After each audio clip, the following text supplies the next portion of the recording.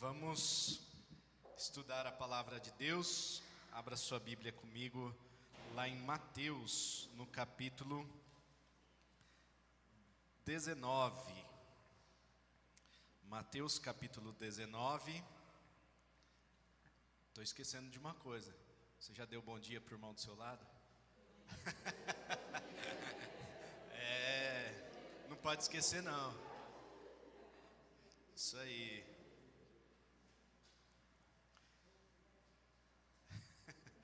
Que bom que você veio nessa manhã, né?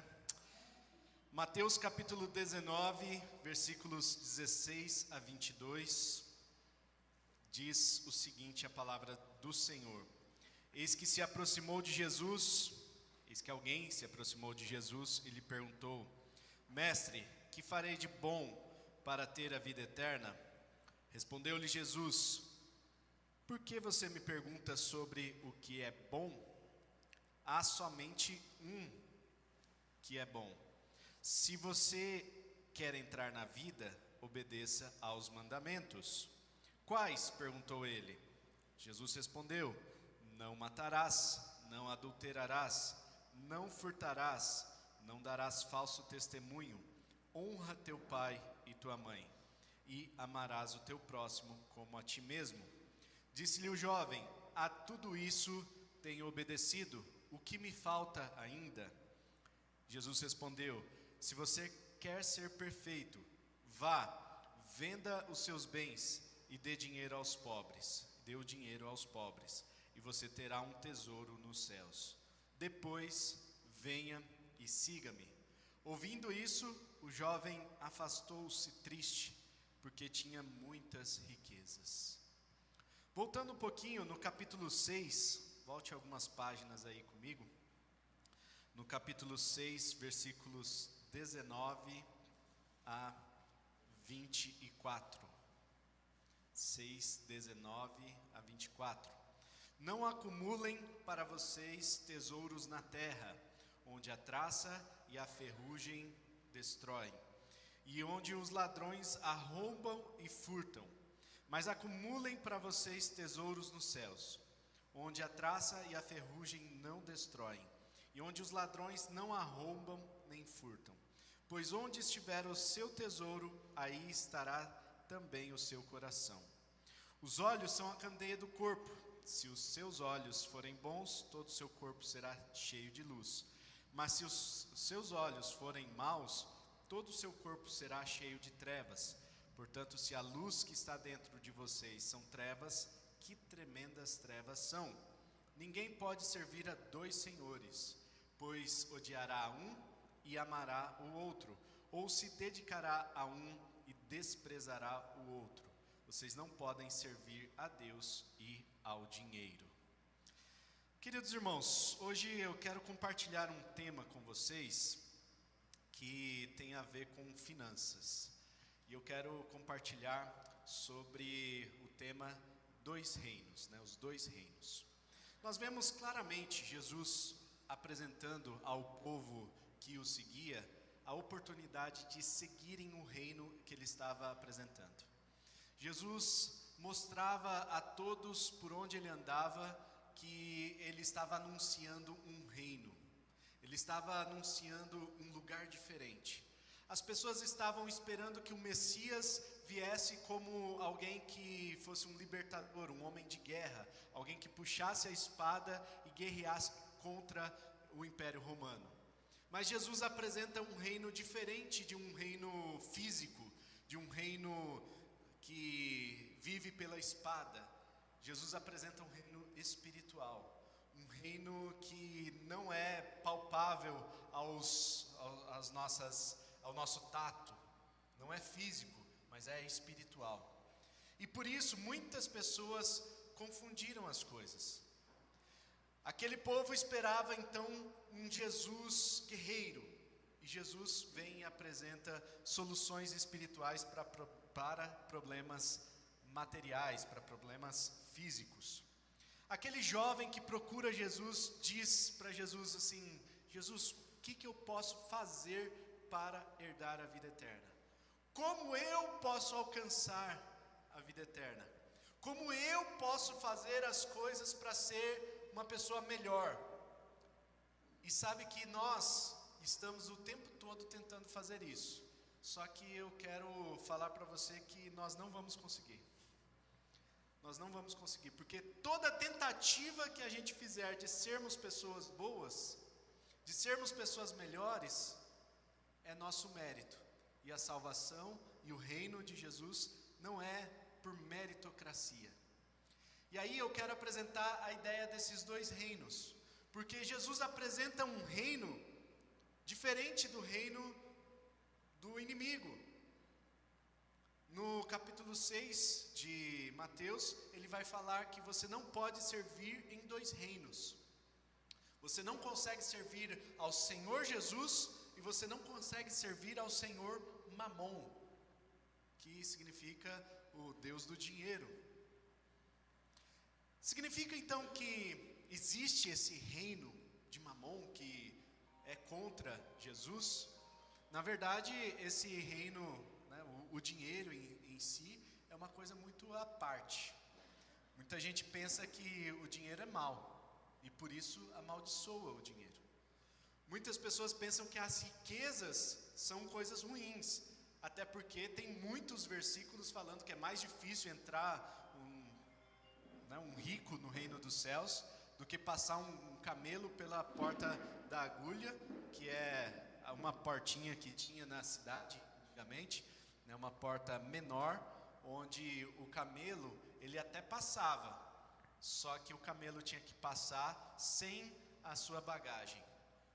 Isso significa então que o camelo ele consegue entrar no buraco da agulha, mas ele tinha que entrar sem as suas bagagens, sem os seus cestos, sem aquelas coisas que o camelo carregava. Bom, muitas pessoas acreditam que então os ricos são amaldiçoados, e até tem uma expressão que a gente fala costumeiramente no nosso dia a dia. A gente fala assim: a pessoa é podre de rica. Não é verdade? Já ouviram isso? A pessoa é podre de rica. E na verdade a podridão não tem a ver com a riqueza, ou a riqueza tem a ver com a podridão. Existem muitos pobres que são podres, existem muitos ricos que são podres, mas existem muitos ricos justos, assim como existem muitos pobres que são justos. E existem também muitos pobres que são orgulhosos e muitos ricos que são humildes, que são simples. Então, a riqueza não tem a ver exatamente com o caráter. Não é a riqueza que produz o caráter na pessoa. E é isso que a gente precisa aprender. O que Jesus estava apresentando era um reino diferente do reino de Mamon. E eu quero trazer aqui algumas perspectivas. Primeiro, o reino de Deus apresenta um reino de graça. O reino de Deus é apresentado como um reino que reina a graça de Deus. Já o reino de Mamon é um reino de troca. Funciona na base da troca. Então, como que funciona isso? Um exemplo clássico que eu gosto de apresentar. A nossa cidade aqui, São Bernardo e Grande São Paulo, na verdade, né, é uma cidade onde infelizmente Mamon reina. Muitas pessoas vêm para São Paulo para quê? Ganhar dinheiro, não é isso? E a intenção das pessoas é ganhar dinheiro. Elas chegam então para São Paulo e começam a sua vida de doideira. Dormem 3, 4 horas por noite e acordam às 5 horas da manhã para ir para o trabalho, ou alguns até mais cedo, 2, 3 horas no transporte público ou no trânsito para chegar até o seu lugar de trabalho. Trabalham feito cavalos, né? E aí até 8 horas da noite estão fazendo horas extras, saem do trabalho cansado, voltam para casa, dormem, porque no dia seguinte é a nova rotina. A vida das pessoas é isso. Só que a pessoa está trocando a sua força de trabalho, o seu tempo, pelo dinheiro. Não é isso? As pessoas se dedicam ao seu trabalho e elas recebem um salário por isso. Elas recebem um recurso financeiro por isso. Tem coisa errada nisso? Até aí não. Receber o salário, todo trabalhador é digno do seu salário, diz a palavra. O problema está na onde está o tesouro, aonde está o coração dessa pessoa. O coração dessa pessoa está no dinheiro. Então, Mamon, ele vai reinar por meio da troca. E aí a pessoa fala assim: puxa, hoje eu tenho uma hora a mais, então eu vou dedicar essa hora que eu tenho a mais ao trabalho, porque trabalhando eu vou ganhar mais. Vou fazer horas extras, vou fazer isso, vou fazer aquilo, vou nas horas vagas fazer uma renda extra, vou abrir uma outra empresa, enfim. E aí a pessoa vai fazendo as trocas. O reino de Deus apresenta uma proposta de graça. O reino de Mamon apresenta uma proposta de troca. O problema é que o reino de Deus, ele apresenta uma proposta de liberdade. E o reino de Mamon apresenta uma proposta de escravidão. Porque vai chegar um momento em que a pessoa se torna escrava daquilo ali. Escrava dos recursos financeiros, até porque o dinheiro é uma coisa que não tem fim, né? A riqueza, na verdade, ela é infinita. Muitas pessoas pensam que a riqueza é como se fosse uma fatia de pizza que você divide e as pessoas precisam dividir de forma igual. Esse é o pensamento socialista. Mas, na verdade, a riqueza não é assim que funciona. A riqueza, quanto mais você produz, mais ela vai ser multiplicada. A riqueza funciona dessa forma. O que funciona, a fatia de pizza que funciona assim, é a fatia de impostos, de governo. Então, realmente, o governo, ele tem uma limitação de gastos por causa da fatia que ele recebe. E aí ele precisa dividir essa fatia de uma forma mais igualitária.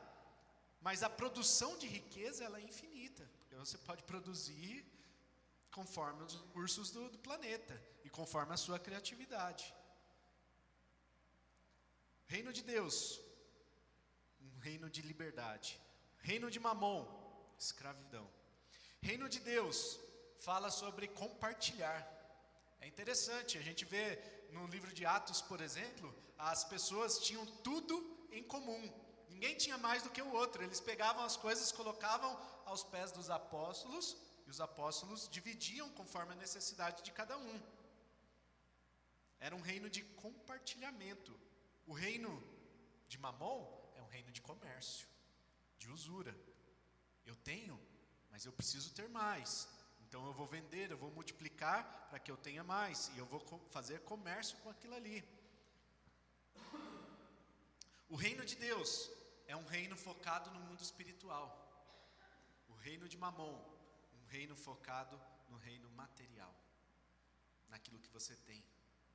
Reino de Deus, é muito interessante que tem uma passagem que Jesus pergunta para os seus discípulos: de quem que os cobradores de impostos cobram impostos?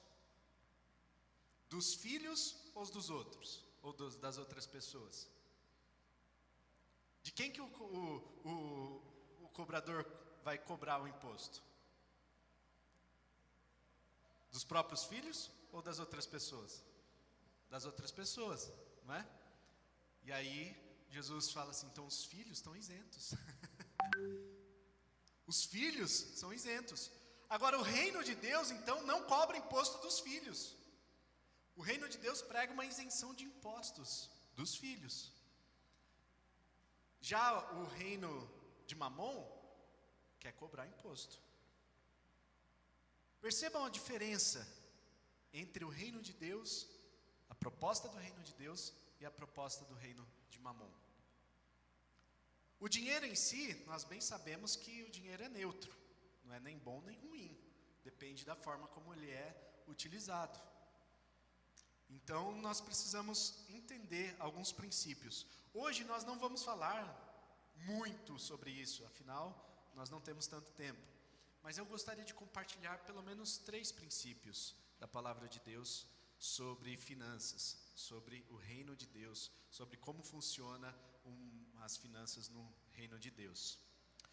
Para a gente entender um pouquinho sobre a importância desse assunto, existem aproximadamente 500 versículos que falam sobre fé.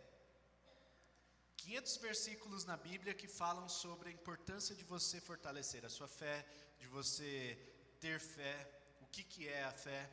Tem mais ou menos 500 versículos que falam sobre oração. Bastante, né? Sabe quantos versículos tem que falam sobre dinheiro?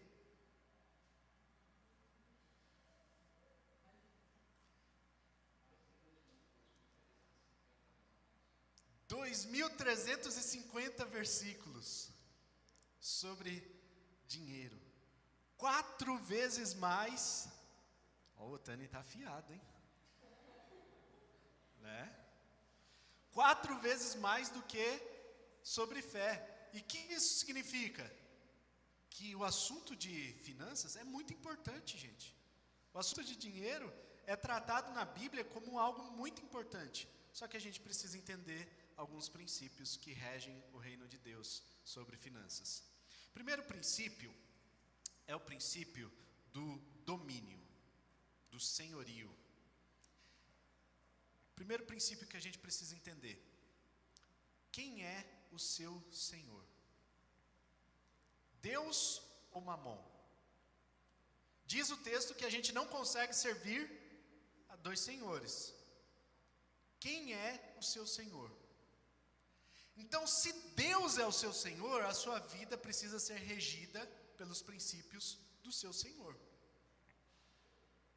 A sua vida precisa seguir os mandamentos do seu Senhor. A sua vida precisa ser orientada pelos valores do seu Senhor. Se é o Senhor Jesus, se é a palavra de Deus, que isso possa reger a nossa vida, e não Mamon. Mas sabe o que acontece, gente? Muitas pessoas tomam as decisões baseadas naquilo que elas têm de recursos financeiros. Eu não estou pregando a negligência financeira. Eu não estou pregando que você tem que sair tomando decisões aleatórias. Não é isso. Mas, por exemplo, muitas pessoas dizem não querer ter filhos porque ter filho é caro.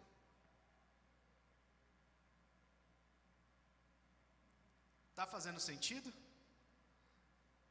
Quem que está regendo a sua vida? É Deus ou é Mamon? Muitas pessoas tomam a decisão sobre aquilo que elas vão querer fazer da vida nas suas profissões, regidas pelo dinheiro. Qual empresa paga mais? Qual função paga melhor? Qual profissão vai me levar a um patamar de vida mais elevado? Está fazendo sentido, gente? Sua vida é regida pelo propósito de Deus ou pelo que Mamon está orientando? Um exemplo que eu vivi. Eu estava trabalhando na prefeitura e tem que tomar cuidado, é época de política, né? Não dá para dar muitos detalhes. Mas eu descobri alguns níveis de corrupção dentro da prefeitura.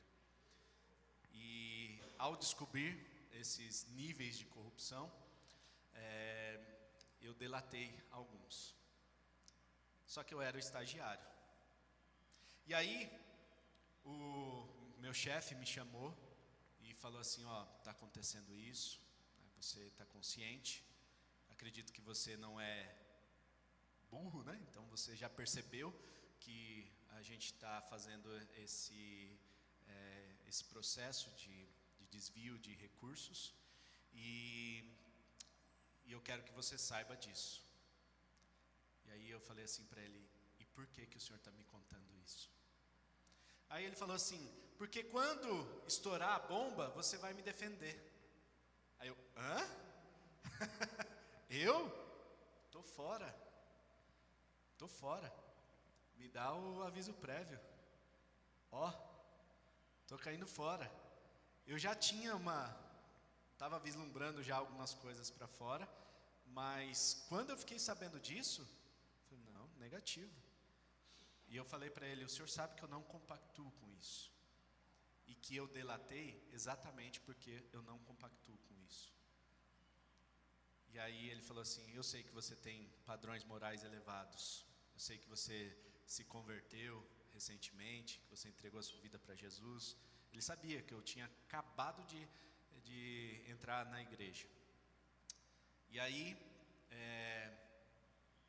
passou um tempo, eu saí fora. E queridos, isso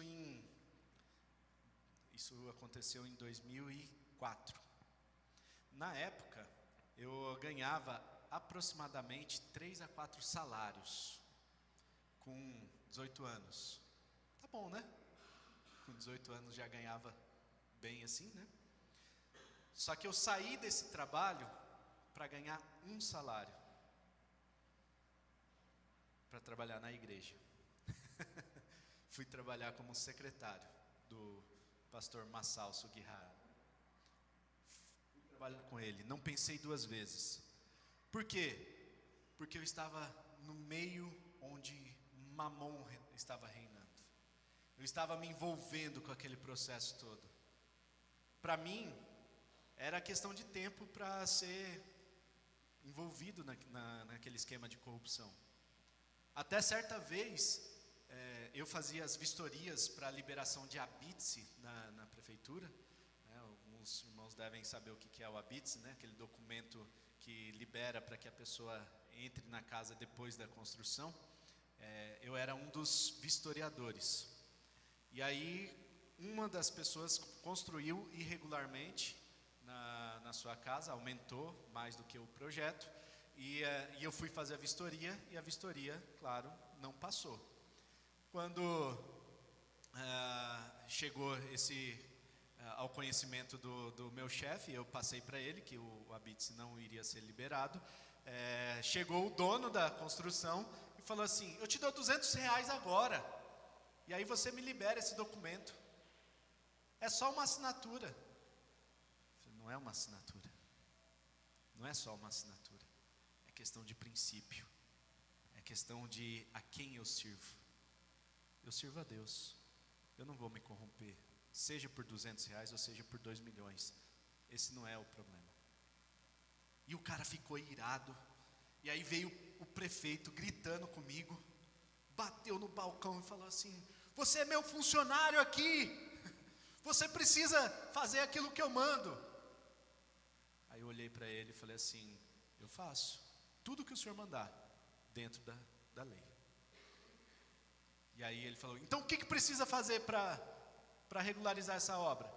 É só fazer um projeto, o engenheiro assina, dá entrada aqui na prefeitura, a gente tem um processo de aprovação, aprovado o projeto, a gente libera o documento. É só isso? Eu falei: simples assim. Então faz o desenho para ele. Tá bom. Fiz o desenho, o engenheiro assinou, entrou na prefeitura, aprovado o projeto, pronto. Simples assim. Aí depois ele veio: obrigado por ter resolvido essa questão. Mais simples do que ficar brigando ou do que ter o suborno, né?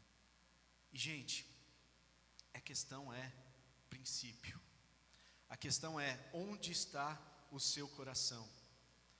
O texto de Mateus que nós lemos, no capítulo 6, fala: onde está o seu tesouro, aí estará o seu coração. Onde está o seu coração? Onde está o seu tesouro? É no Senhor ou é em Mamon? Ou é no dinheiro? Lembre-se que Mamon trabalha na base da troca. Lembre-se que Mamon trabalha na base do suborno. Lembre-se que Mamon não está preocupado com os princípios da palavra de Deus. E é importante a gente entender qual é o modus operandi de Mamon e o modus operandi de Deus. Deus trabalha com a graça, Mamon trabalha com a troca. Primeiro princípio, então, queridos, é o domínio. Quem é o seu Senhor? Segundo princípio, princípio da fidelidade. Se você abrir comigo lá, ainda em Mateus, no capítulo 17, versículos 24 a 27. Diz o seguinte: quando Jesus e seus discípulos chegaram a Cafarnaum, os coletores do imposto de 2 dracmas, que era um imposto que eles precisavam pagar, era chamado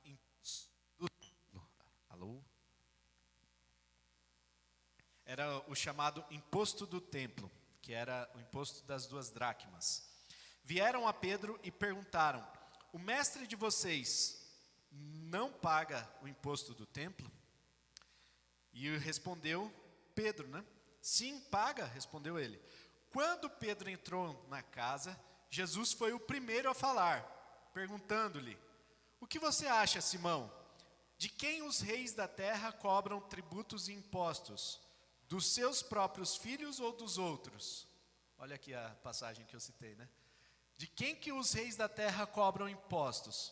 Dos seus filhos ou dos outros? E aí Pedro respondeu: dos outros.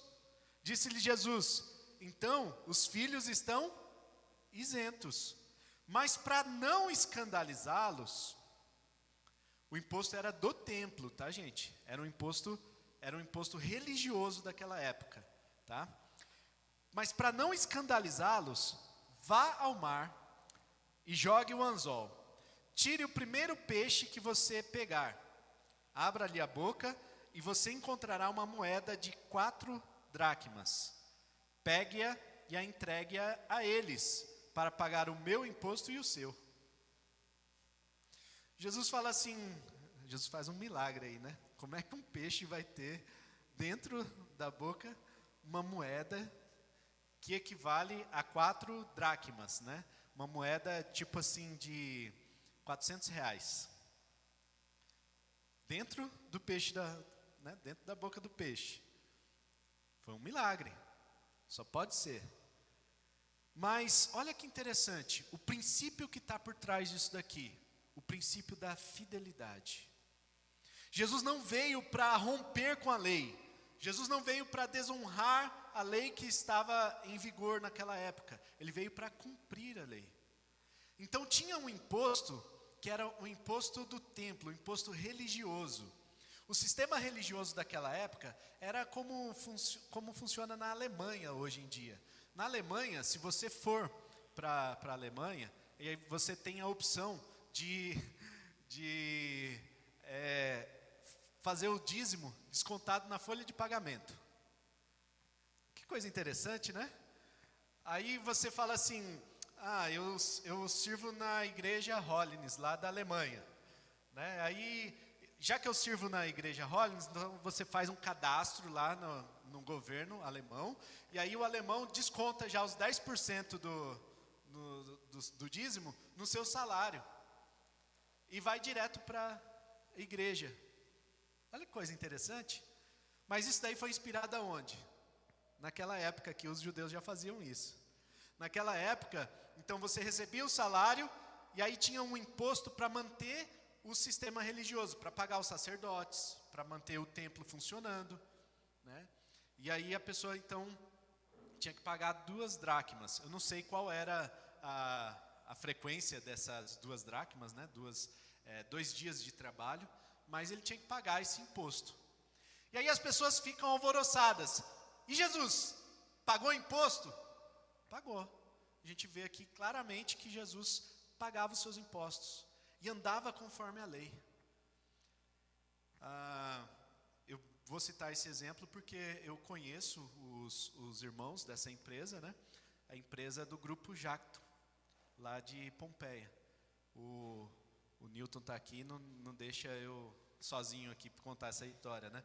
O seu Jiro Nishimura, que foi um dos filhos que mantiveram na segunda geração essa empresa, ele palestrou já em vários lugares do mundo sobre a importância de você pagar os impostos em dia. A importância de você honrar os seus compromissos e ser fiel nos seus impostos. Muitas empresas pensam o seguinte: é difícil empreender no Brasil, porque tem muito imposto, porque a carga tributária é muito grande. Só que o irmão Jiro Nishimura, ele fala assim: Deus honra a fidelidade dos seus servos. Então, se você pagar os impostos todos em dia, tudo certinho, Deus vai te honrar. E olha que interessante, eles já pensavam dessa forma quando no governo de Castelo Branco. Muitos não estavam vivos nessa época, inclusive eu. Eu não estava vivo, nem meus pais eram crianças. Mas no governo de Castelo Branco,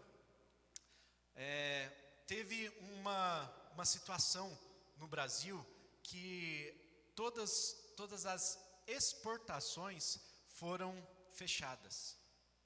Aí você fala assim: mas como assim?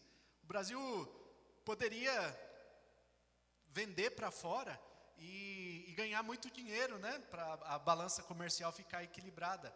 Mas olha o que aconteceu. O governo falou assim: nós precisamos fechar o país para produzir dentro do país e essa produção ficar aqui dentro. Vai entender a economia daquela época, né? Mas era governo militar, então todo mundo tinha que obedecer. Aí o que o pessoal da Jacto fez? A gente não quer burlar essas leis. A gente quer fazer a coisa da forma correta. A gente quer pagar os impostos da forma correta. Faz o seguinte, abre uma exceção. Então, as exceções estavam sendo abertas por meio de decreto presidencial. Então, nessa época, as empresas que estavam no Brasil, para exportar, elas teriam que conversar com o presidente. E aí foi o pessoal do Grupo Jacto lá conversar com o presidente. E aí o presidente falou assim: Jacto, boa empresa, né? Quanto que vocês exportam? Exportam valor X. Falou: tá bom, vamos fazer o decreto.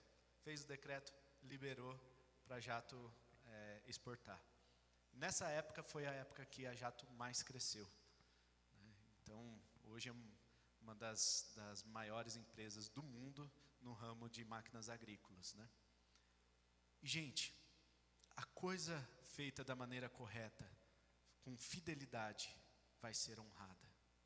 Deus vai honrar. Deus vai honrar. Pague os seus impostos direitinho.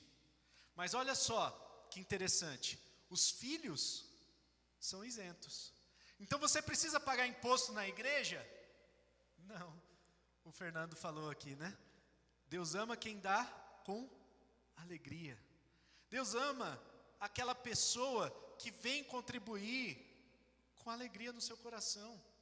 Deus ama a pessoa que propõe um propósito no seu coração e aí sente no seu coração: eu devo dar tanto, e passa esse valor para Deus. Na verdade, você está entregando para Deus, não é para pastor, não é para a igreja em si. E sabe o que é interessante, queridos? Como funciona essa questão da fidelidade, dos recursos financeiros. Se você entender os recursos como sendo algo seu, e que você precisa de alguma forma administrar esses recursos, você vai ter possessão sobre essas coisas. E a possessão sobre essas coisas beira o reinado de Mamon. Beira. Por quê? Porque os recursos são seus. Mas se você entender os recursos que são colocados na sua mão como sendo de Deus, e você é um administrador dos recursos de Deus, que estão emprestados a você, você vai administrar de uma forma diferente. E seu coração não vai se voltar para Mamon, Porque você vai perguntar para Deus: Deus, eu devo comprar esse sapato ou não? Deus, eu devo comprar essa casa ou não? Deus, eu devo comprar esse carro ou não? Deus, eu preciso tomar uma decisão financeira. Devo fazer isso ou não? Porque os recursos não são seus, são do Senhor. E quando você devolve algo na casa de Deus, você não está pegando aquilo que é seu e entregando.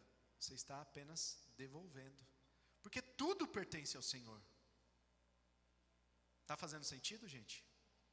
E aí a fidelidade é um princípio importante, porque se você é fiel nos recursos que Deus está entregando na sua mão, Deus vai colocar mais.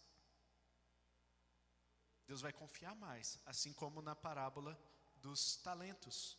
Aquele que recebeu 5 multiplicou e recebeu mais. Aquele que recebeu 2 multiplicou e recebeu. Mas aquele que pegou 1 e enterrou, até o que ele tinha foi tirado. Então a fidelidade não está na possessão, mas a fidelidade está na gestão. Nós somos mordomos, nós somos administradores daquilo que o Senhor tem confiado em nossas mãos. E quando a gente pensa dessa forma, você não vai ficar dolorido em pagar o seu imposto, em ser fiel. Por quê? Porque é um recurso que não é seu. É um recurso que Deus está confiando nas suas mãos para que você faça a gestão. E a sua fidelidade precisa estar na gestão. Amém? E Deus honra a gestão, a boa gestão, a boa mordomia desses recursos. Lá em 2 Coríntios, capítulo 9, o texto que o Fernando citou, tem uma coisa muito interessante aqui. 2 Coríntios capítulo 9, versículo 6. Lembrem-se, aquele que semeia pouco também colherá pouco, e aquele que semeia com fartura também colherá fartamente. Cada um dê conforme determinou em seu coração, não com pesar ou por obrigação, pois Deus ama quem dá com alegria. E Deus é poderoso para fazer que lhe seja acrescentada toda graça, para que em todas as coisas, em todo tempo, tendo tudo o que é necessário, vocês transbordem em toda boa obra. Como está escrito, distribuiu, deu os seus bens aos necessitados, a sua justiça dura para sempre.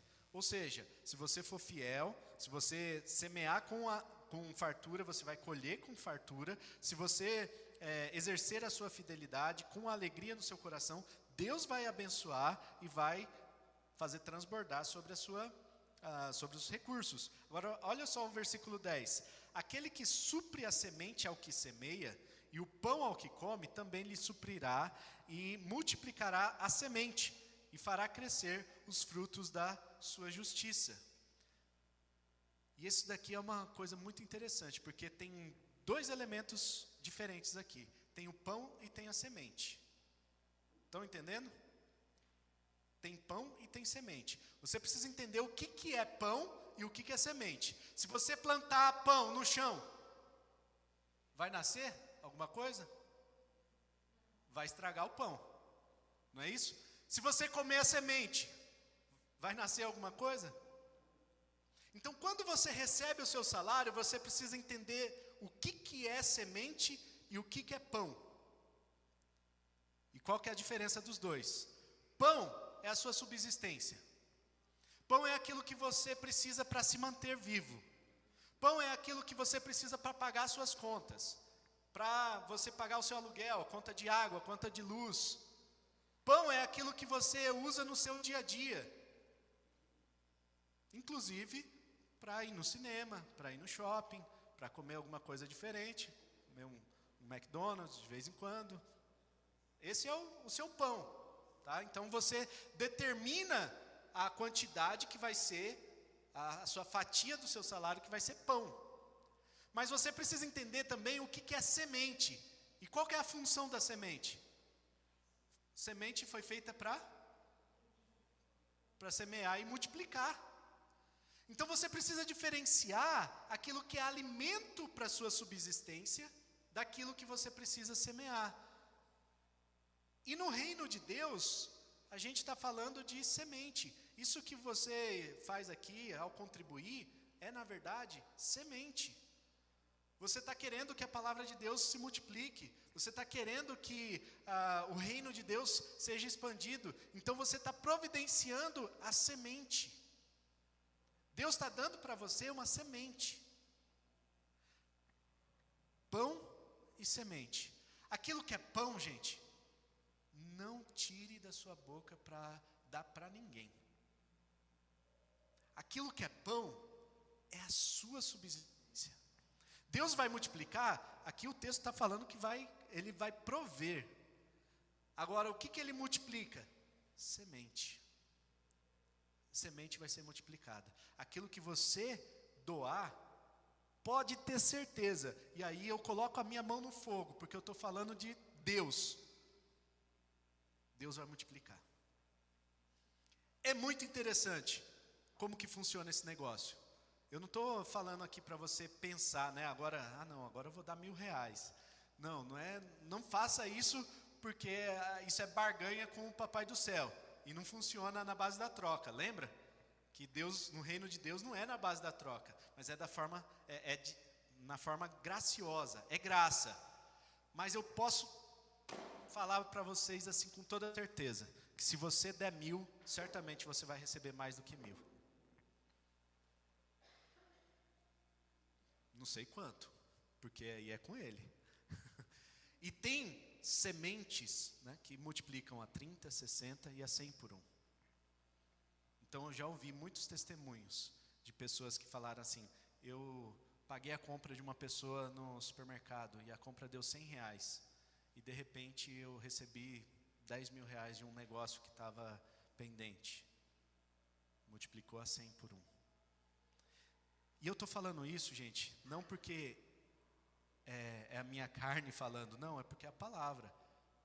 A palavra está dizendo lá em Malaquias: prove-me e veja se eu não vou abrir o céu sobre vocês.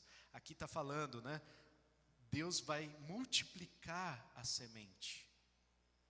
É Ele que está falando, não sou eu. É Ele que vai multiplicar. Basta a gente ser fiel. Amém? Então nós falamos sobre o princípio do domínio. Quem é o seu Senhor? Nós falamos sobre o princípio da fidelidade. Você está sendo fiel naquilo que Deus colocou nas suas mãos? E agora, o terceiro princípio para encerrar, é o princípio da generosidade. Diz aqui o texto no versículo 6 de 2 Coríntios 9, né? Aquele que semeia pouco, vai colher pouco. Mas quem semeia muito, vai colher muito. Quem semeia com fartura, vai colher com fartura.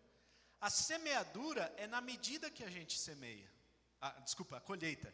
A colheita é na medida em que a gente semeia. Se você semear bastante, certamente você vai colher bastante. É conforme a sua semeadura. Agora, para a gente entender a generosidade, Lucas capítulo 21. Evangelho de Lucas, no capítulo 21. Lembra da história da viúva pobre? Estava ali um momento de oferta no culto. E Lucas 21, 1-4. Jesus olhou e viu os ricos colocando suas contribuições nas caixas de ofertas. Viu também uma viúva pobre colocar 2 pequeninas moedas de cobre. E disse: afirmo-lhes, esta viúva pobre colocou mais do que todos os outros. Todos esses deram o que lhe sobrava, mas ela, da sua pobreza, deu tudo o que possuía para viver. Jesus estava não condenando a prática dos ricos ofertarem. Não é isso. Jesus estava exaltando a prática da viúva que deu tudo o que ela tinha.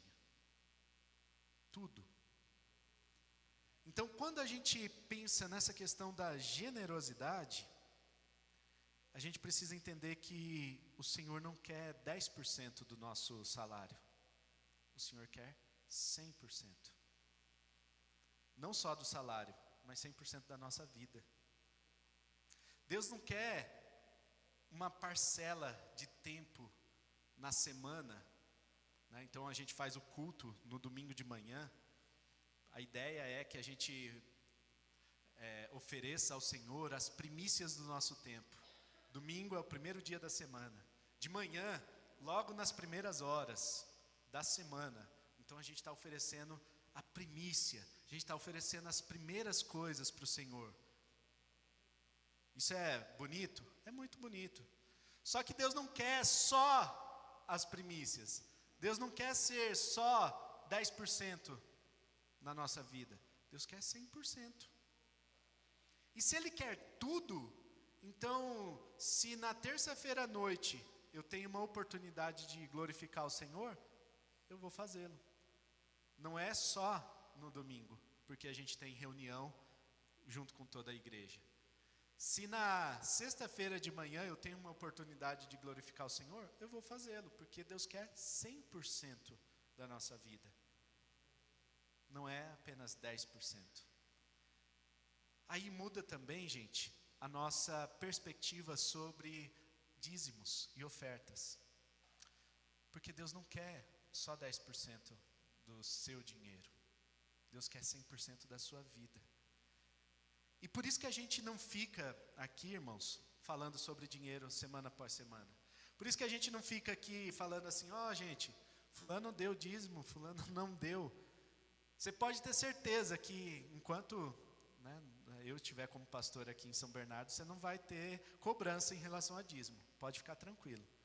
Porque os filhos são isentos, não é isso? Os filhos são isentos. Então, dentro do reino, não deve funcionar assim. Eu não tenho que cobrar, você está dando dízimo ou você está deixando de dar. Isso daí é sua relação com Deus.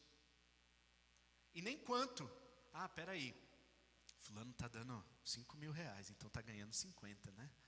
Opa, então, não é assim que funciona, gente. Tem igreja que funciona assim? Infelizmente tem. Porque não entenderam o princípio da palavra de Deus, de que os filhos são isentos, né? De que não é por cobrança. Mas a sua contribuição deve ser de coração. Segundo o propósito que Deus falou contigo. Segundo aquilo que você estabeleceu como semente. Se é 10%, se é 20%, se é 30%, é você com Deus. Se é 100%, amém. Amém. Se hoje você tem o bastante para ofertar mais, amém. Glória a Deus por isso. E isso é generosidade. Fidelidade, irmãos, é aquilo que você estabelece como o seu propósito, né? Então, eu quero dar 10%, maravilha. Ou eu quero dar 300 reais, não sei. Eu estabeleci que mesmo eu ganhando 30 mil reais, eu quero dar 1% só. Não tem problema. Eu quero dar 300 reais. Não tem problema. Dê com alegria. 300 reais. É o seu propósito que você fez com Deus. Agora, generosidade é o seguinte. Poxa, eu entendi que essa semente pode ser multiplicada. Então, eu vou dar 100 mil reais. É mais do que o salário. É mais do que aquilo que você está ganhando. Mas é generosidade. É algo que você entendeu como semente. Eu estou falando os valores aqui para vocês entenderem a ilustração, tá? Eu não estou falando que agora todo mundo precisa dar 100 mil reais. Não é isso não, gente. É conforme Deus está entregando na sua mão. E conforme você está entendendo o que é pão e o que é semente. Amém? Como que funciona na nossa igreja? Aí é a explicação mais particular, né? Se você contribui dentro do envelopinho, a gente tem um envelopinho ali atrás, se você coloca no envelopinho lá o valor com o seu nome, a gente vai entender que é dízimo. Então, dízimo pode ser colocado aqui na caixinha, tá? E a tesouraria vai entender como se fosse dízimo, a não ser que você explique, né? Eu quero tanto de dízimo, tanto de oferta. Isso é você com Deus, tá? A gente vai colocar, as entradas são, dízimo e oferta, a entrada vai para o mesmo lugar, tá? Vai tudo para o mesmo caixa. A não ser que você tenha um ministério específico. Hoje, por exemplo, a gente vai ter reunião dos jovens. Vai ter, né? Amém. Então, eu quero ofertar para que os jovens comprem um lanchinho, né? Então, você coloca lá, oferta para o Ministério de Jovens. Vou doar R$2.000 para o lanchinho deles. Vai ser o lanchinho, né? Por um bom tempo. Oh, Deus, fala aí, né? Então, coloca lá na caixinha, destinado ao Ministério de Jovens. A tesouraria vai pegar esse recurso e falar assim, Ministério de Jovens, então tem R$2.000. Vocês podem ir gastando, né, conforme a necessidade do ministério. O ministério de limpeza da igreja. A gente está com esse ministério aí a todo vapor, né? Está funcionando. O pessoal vem, limpa a igreja, arruma as cadeiras. Aliás, nossa gratidão, né? Porque está sempre tudo muito limpinho, bonitinho, né? Cheirosinho. Então, quero destinar tanto para a compra de materiais de limpeza. Passa para a tesouraria vai repassar esses recursos, tá? Então, os recursos que entram dessa forma, como oferta específica, vão para outro caixa. Entra na mesma conta bancária, tá? Mas a gente não passa a cota para a denominação. A gente tem um sistema de cotas na nossa denominação. Então, a igreja local está subordinada a esse sistema de cotas. E aí a gente é fiel nas cotas, né? Então, todos os meses, a gente precisa mandar esses valores para a nossa sede. E a sede administra, pagando o salário dos pastores, promovendo eventos na região, eventos da denominação, enfim, fazendo todo o trabalho que é deles. Então, é assim que funciona na nossa igreja. Se você faz a sua contribuição via Pix ou via banco, né, e você quer dar uma destinação diferente, aí você manda para a gente o comprovante e fala, né, esse valor é para isso, e aquele valor é para outra coisa. E aí a gente vai dando a destinação correta dos recursos, tá? Mas se você só manda e não fala nada, a gente vai entender que é dízimo, né, ou oferta, porque é basicamente a mesma coisa, né? E vai entrar nesse caixa onde a gente vai passar as cotas e vai ser fiel naquilo que a gente está subordinado. Amém, queridos? Qual que é a diferença entre dízimo e oferta? Basicamente conceitual. Dízimo 10% e oferta aquilo que você quer dar do seu coração, né? Mas, como a gente falou aqui do princípio da palavra de Deus, Deus não quer só 10%. Deus quer 100% da sua vida. E não só 10% do seu dinheiro, mas 100% da sua vida inteira. Amém?